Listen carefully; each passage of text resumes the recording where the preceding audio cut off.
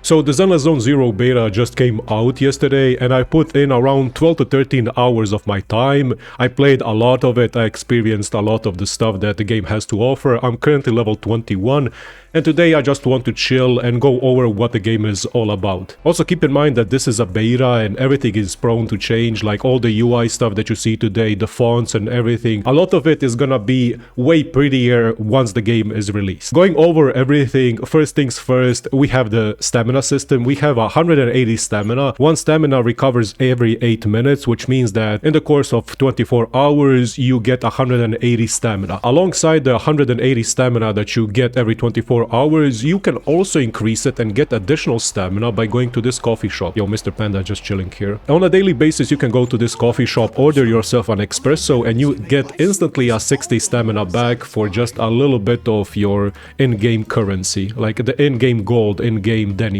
This is not the gacha currency. But yeah, you can just go here, order yourself coffee, you get instantly 60 back. So over the course of 24 hours, you actually have 240 stamina on a daily basis, right? 180 stamina here plus the 60 there, you have 240 stamina. We also have the daily and weekly and all that stuff like any gacha game. Like it's really similar to Honkai Star Rail, where the daily quests and the tasks that the game requires you to do are really easy. And yeah, sometimes they can be done like in 1 minute, 2 minutes, but it's a lot of quality of life changes that Honkai Star Rail introduced. It's way less tedious than the Genshin Impact ones. Here is like try one coffee, check in with a scratch ticket, log in into the game, spend 160 battery, right? You are greeted here by the fellow Mr. Hello Bang Boo. The weekly goal is also similar to Honkai Star Rail and Genshin as well. I mean, it's a MiHoYo game, so what else did you expect, right? The next thing we have is also this dog, where every day you can visit him.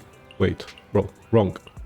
Guys, no, it's a wrong NPC, man. And then you can read like the newspaper and just the in-game story of what's going on. Like this is a lot of world building going on through like papers and story and stuff like that. You can also have this scratch ticket, which you can scratch them. 3 bones. Let's go. I love bones.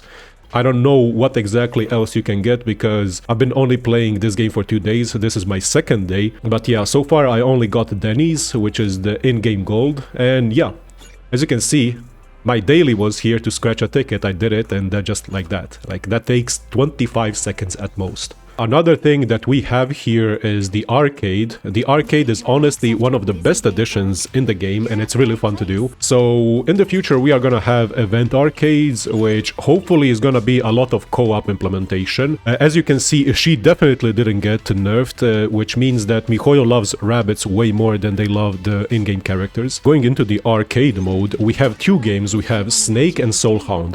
Soulhound game and Snake Duel, and not only that, but we also have a ranking list. So the ranking list is, you can see the overall leaderboard, a weekly leaderboard, and your friend leaderboard. I'm really excited about the friend leaderboard because it's just more interaction between you and your friend list and your overall just community, right? And as we scroll down, just this simple addition of a ranking list in an arcade mode, it instantly brings out the competitiveness of a lot of players and a lot of people inside of it. So just this simple implementation of this thing in the current closed beta, I think there is going to be a lot more once the game is out and they can do a lot more with the events and everything. But yeah, let's do Snake Duel. But yeah, it's pretty much Slither.io if you ever played it, or just Snake. But you can attack the other person like this.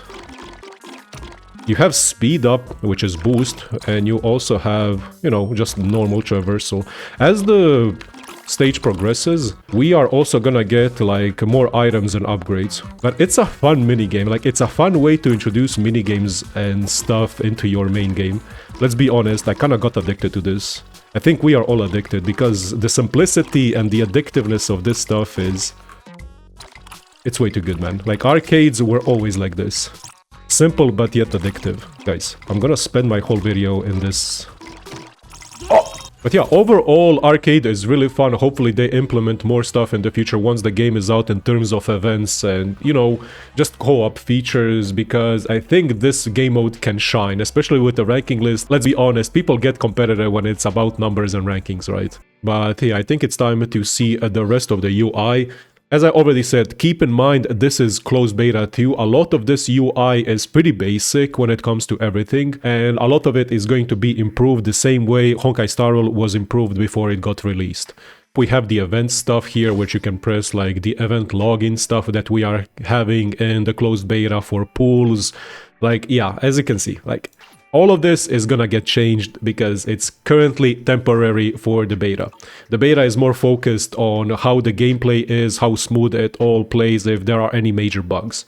Let's talk about gacha. A lot of people are like, yo, this gacha screen is so bad. And I can agree with that, but it's beta, man. It's gonna change. I remember in Honkai Star Rail when it was like beta 3 or beta 2, the game didn't even have a pulling animation. And this game already has a pulling animation. The only thing that it needs to be improved upon is definitely the visual aspect, but you do that when the game is closer to release. But yeah, we have the limited banner, which is Ellen, and we have the standard banner. I already did a few pools, and now we can also do another pool, because the next pool that we do is an S rank guaranteed agent. So the details, as we can see, is we have S ranks and A ranks. S ranks are like 5 stars, A ranks are 4 stars. So far in the game, we don't have any Genshin equivalent of weapons or stuff like that. It's more towards the light cones, but currently in the CBT2 of Zenless Zone Zero, there are no 5-star light cones, or as you can call them, S-rank light cones.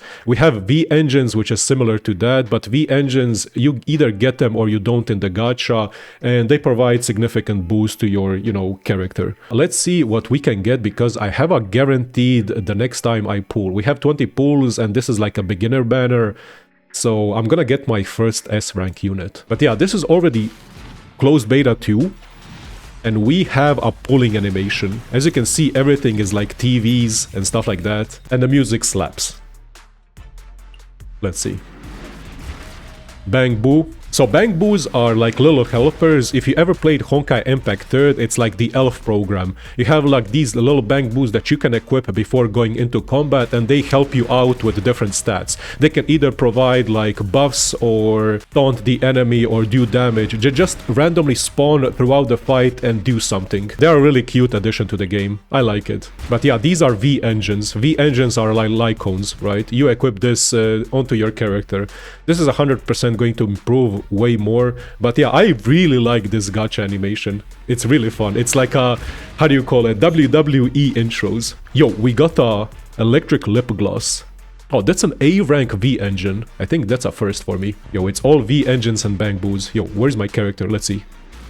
What's up? Need some tech support? Yo, let's go.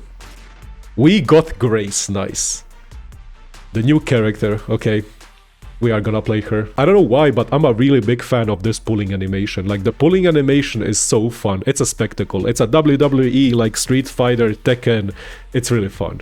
But yeah, this is what we got. We got Bang Boos, we got the V-engines, which are light cones, and we got an S-rank character. Listen, I'm gonna do another 10 pull, okay? We have a lot of pulls. I grinded. The aesthetic is really nice, I'm not gonna lie. Oh, everything is B and 1 A rank. Sag, man. Yo, Bang Boos. V-engines. Explorable. What happens if we skip?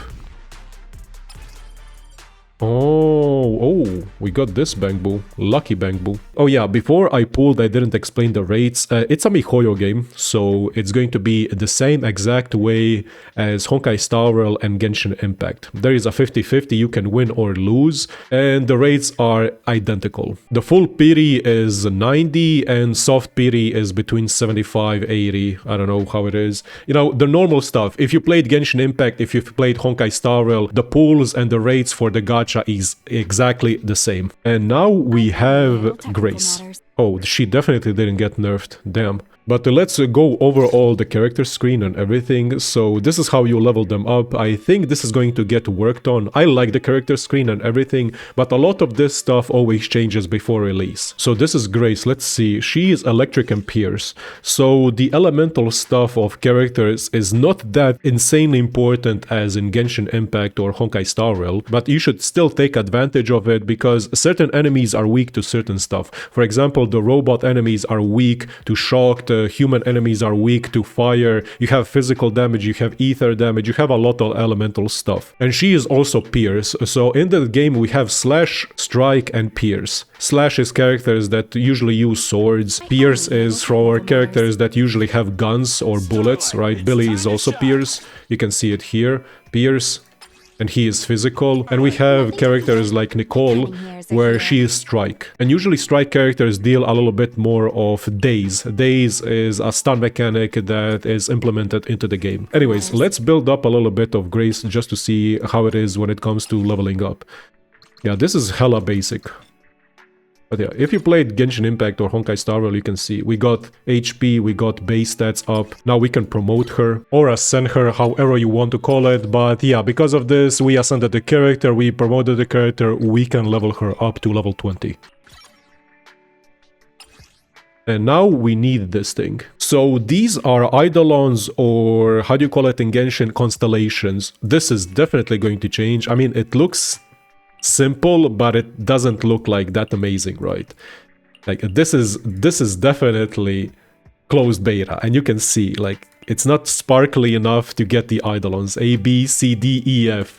Unlock this, and now we get the special core skill. So when Grace's basic attack hits an enemy, the anomaly buildup dealt to the struck enemy by her special and X special is increased by 15% for 3 seconds. Like, you have a lot of in-depth stuff when it comes to core abilities and the way you perform your combos. Like, you have basic attacks, you have dodge, you have special attacks, you have ultimate, but every special, dodge, and ultimate has different triggers that you can implement. Like, dodge has 3 different things, like safety dodge, you have a dash attack, and then you have counter dodge. So when you perfectly dodge an attack, you can press the button for attacking, and then you perform like a counter special attack. And all of these things have different multipliers and stats, as you can see. Like, basic attack has 1, 2, 3, 4 like multipliers, and then against dazed, multiplier is when the target is stunned and how much damage you do when the target is in its stunned form. But yeah, it's just a lot of different multipliers when it comes to skills and how much damage you can see your character do.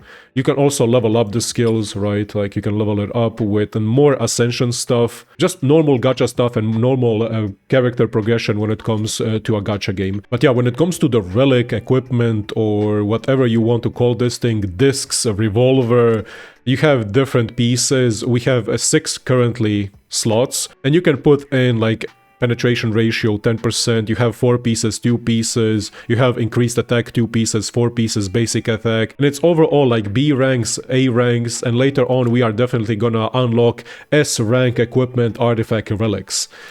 But yeah, it's different stuff for a different character, and you are not bound by what you can choose. You can mix and match a lot of the stuff. I'm still in the phase of unlocking a lot of this stuff, so yeah, we are gonna see how this thing evolves coming to Zenless Zone Zero release date, or when it's going to release. Now, we are in the video game shop, or pretty much our main source where we accept our missions and do stuff. We have the Hollow Deep Dive system, and this is where we progress the story, do missions, and just overall, this is going to be the main thing when it comes to combat and the roguelike aspect. But yeah, we have main missions, side missions, you know, side quests that you can do. Side quests cost 30 stamina. Yeah, the missions in this game cost 30 stamina. To progress the story, it costs stamina. To repeat a story, it costs 5 stamina. So if you didn't collect and do everything in the mission, it takes you 5 stamina to repeat the mission and try to grab everything so you can be a completionist like, you know, I am. It has a lot of similarities to how Honkai Impact progresses their story and a lot of different other gacha games. I think people are not used to, you know, story missions having a stamina cost, but you don't even feel it. Let's be honest, I played the game yesterday for like 10 to 12 hours and it was almost everything story, and my stamina regenerated more than I noticed that, you know, I didn't have enough stamina to progress the story. I progressed like a lot of chapters yesterday with like basic stamina. As I already said a million times, it's similar to the progression of Honkai Impact 3rd, where you can choose the story mode characters, and when you click the story mode character progression, you get all the story characters maxed out and you play with them. So even if you don't have a built roster of characters to progress the story, you can always go you know, with the story mode. As you can see, story mode on, you can disable story mode, you can disable story mode. Like if you disable it, you can use all the characters you want that you have built, but if you do the story mode, you get characters that are really well built and maxed out. And you can also try characters that you don't have. For example, in this story mode, I can choose Soldier 11 and just go through the story with her. But yeah, when it comes to combat, I'm just gonna go into the side mission and do a little bit of the side mission. A lot of people complain about the roguelike aspect, but it's similar to me if you ask like to Simulated Universe or Storm Disaster. But the roguelike aspect is really simple when you start into the chapter 1 prologue. But as you move over and further into the game, like the puzzles get more dynamic and the threat of the roguelike aspect is way more in-depth because there are way more things, right? It's similar to like a Simulated Universe. Like Simulated Universe, if you guys remember, when you get into it, it's really simple. Like there is no threat or anything. But as you progress later into the game, like you unlock several different things when it comes to Simulated Universe. Like you unlock different blessings, different paths, different everything. Then later on, Swarm Disaster got added, so the depth of Simulated Universe increased and the difficulty increased. But yeah, when it comes to the main sauce of the game, it's definitely the combat. It's like, it's the main course meal. It's the main sauce while we want to play this game, and it's really snappy. The movement is incredible, the animations are holy. You have dodges, you have perfect dodges, you have like in-depth combat, basic combos, and the combat is just gonna get more and better as we progress through the game. But yeah, we have perfect dodges, and then after a perfect dodge you can do a perfect counter, which is more damage, and it feels really nice. But yeah, I'm doing way more damage because my ambi is beefed up. Okay, so this guy is an archer. I can just do bam. As you can see, this bar, when you fill up this bar, he gets stunned. And when he gets stunned, he just is incapacitated and you can do a lot of damage to him. Yeah, this guy is an archer, so we can just do this. I don't know, I'm a big fan of the perfect dodge and perfect assists and everything this game has to offer. Like, when you start this game is going to be really simple because it's trying to teach you stuff, but as you go into the game more and further in, you can see the depth of the just combat. Like, the combat has a lot of depth, but people don't see it. So the roguelike aspect are these TV things, which a lot of people don't like, but as I said, like, this is really simple. At the beginning of the game is teaching you the roguelike aspect and everything, but later on, as you progress, it just gets more interesting, because currently there is nothing bad happening, right? You are not getting chased, you are not experiencing any difficulties when it comes to this. A lot of people think that it's all about the roguelike aspect, but it depends on the mission, right? Like, some missions have way more puzzles and it's all like puzzle based when it comes to the roguelike aspect and the TV stuff, and some missions you have a lot of combat. And later on the combat gets longer and more difficult, so you get to experience a lot of combat. Eradicate. But overall the combat is so fun. Like, it's basic on the outside, but it's a lot of in-depth stuff that you can do. Target confirmed. Go. Move over! Time for the real show!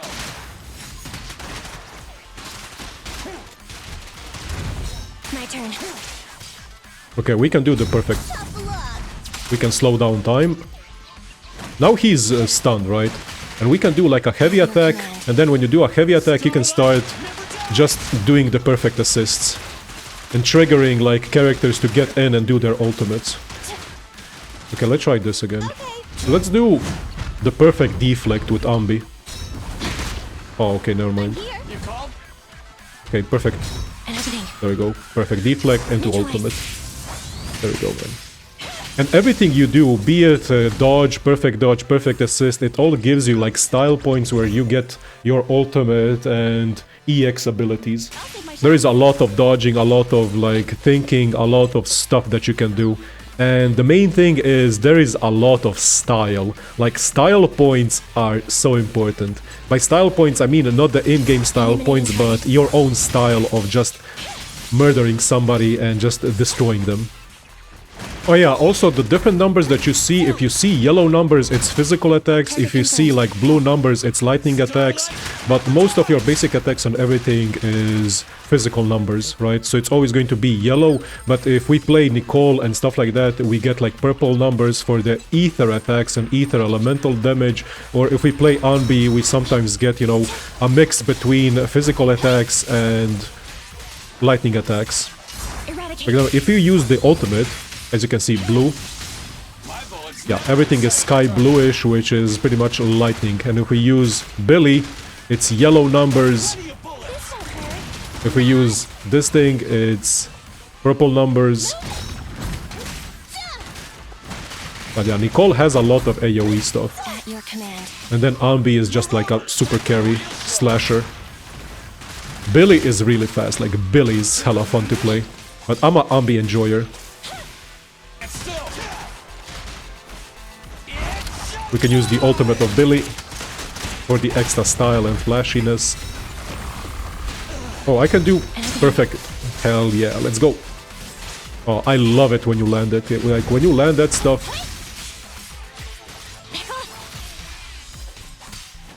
Watch out. Tough luck. Boom.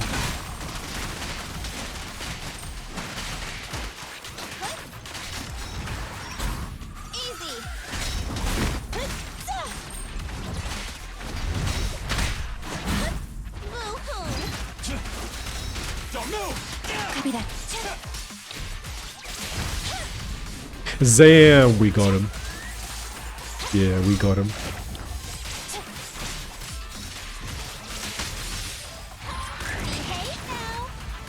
I can't express how much the combat is fun. Yo! Golden Bang Boo, let's go. Okay, we can do perfect assist because he is stunned. As I said, when he is stunned or an enemy is stunned, and if you do like a combo or a charge attack, you get into like perfect assist with your other characters in terms of ultimates. Like they pop in, they use an ultimate, then you can like just swap. And yeah, we got the Golden Bang Boo now. There we go. 3 out of 3, 2 out of 2, 3 out of 3, 20 minutes. It took a little bit more time because I was explaining stuff and just playing, right? But usually the missions are between like 5 minutes, 10 minutes, like if it's story, it all depends. Story is really nice because it's like manga based, but yeah.